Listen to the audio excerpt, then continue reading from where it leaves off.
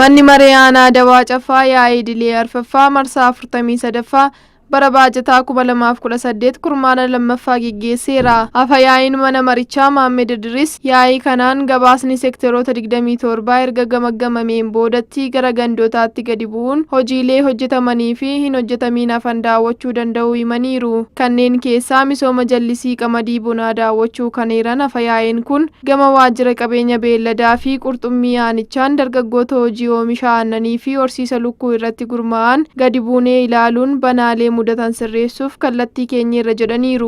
Akkasumas damee hawaasummaatiin tajaajila buufataalee fayyaa fi dhiyeessii qorichaa dabalatee qulqullina barnootaa fi harcaatii barattootaan wal qabatee gaafilee ka'an irratti mari'achuun kallattiin furmaataa taa'uusaa dubbataniiru. Keessumattuu fayyaa irratti fayyaa daa'immanii fi haadholii eeguudhaan talaaliiwwan hojjetamaa turan daran abdachiisan. መንግስት ግጭቱ ከመፈጠሩ በፊትም ግጭቱ ከተፈጠረ በኋላም ችግሩን ፖለቲካዊና ሰላማዊ በሆነ መንገድ ለመፍታት ብዙ ርቀት ሄዷል።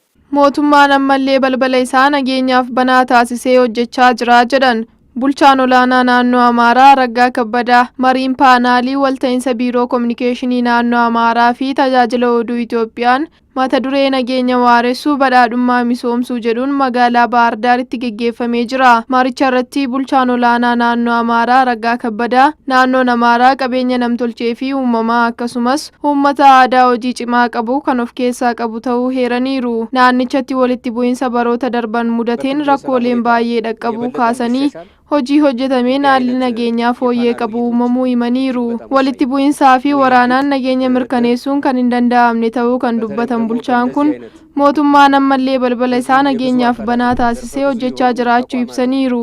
ዋነኛው የልዩነትና የችግር መፍቻ ዘዴም ውይይትና ድርድር ጥቅምና ፍላጎትን በሰለጠነ መንገድ አቻችሎ አገርን መገንባት አገርን ማዝለቅ ህዝብን ማሻገር እንደሆነ ፍንጭ የሚያሳይ መድረክ በመሆኑ በእኛ በኩል በትልቁ አክብሮት የምንሰጠው መድረክ ነው።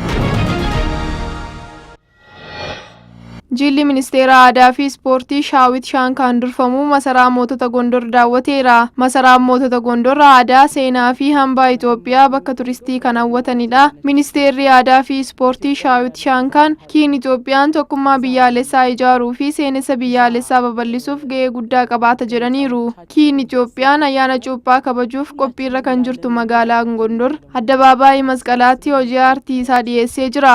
Saganticha irratti ministeerri aadaa fi ispoortii Shaawit Shaankaa dabalatee hooggantoonni naannoo Amaaraa magaalaa Gondor abbootiin gadaa keessummoonni biroonii fi jaarsoliin biyyaa argamaniiru. Shaawit Shaankaa sirnicha irratti haasaa taasisaniin kiin Itoophiyaan bifoota adda addaa Itoophiyaa biyya keessaa fi alatti agarsiisuuf hojii guddaa hojjetaa jira jedhaniiru. Ogummaan aartii tokkummaa biyyaalessaa ijaaruu fi seenessa waloo babal'isuuf gahee guddaa akka qabu hubachiisaniiru.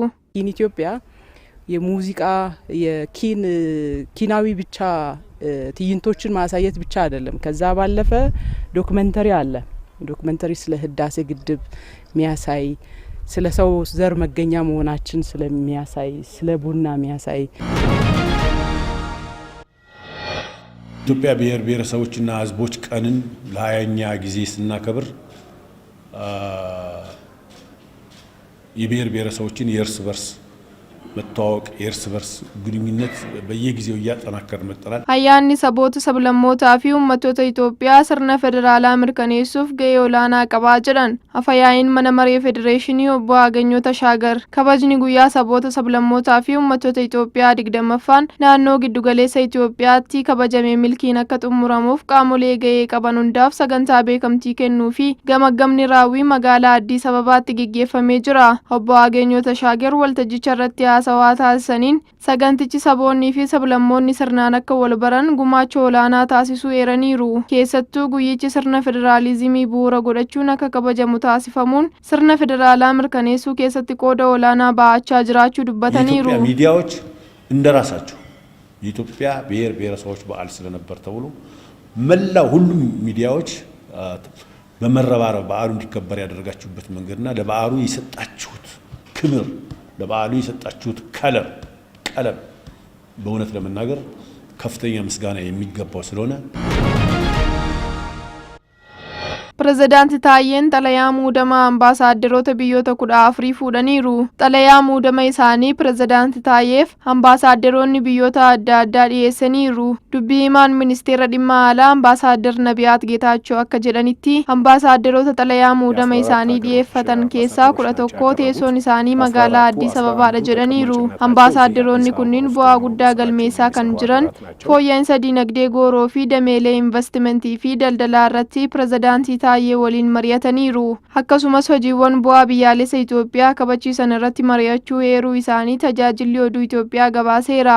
Ambaasaaddaroonni kunniin jijjiirama Itoophiyaatti galmaa'aa jiru jajuu heeranii Itoophiyaa irraa muuxannoo fudhachuu akka barbaadan dubbachuu isaanii kaasaniiru. Itoophiyaa fi biyyoottan isaanii gidduutti hariiroo gamlamee cimsuuf akka hojjetan mirkaneessaniiru.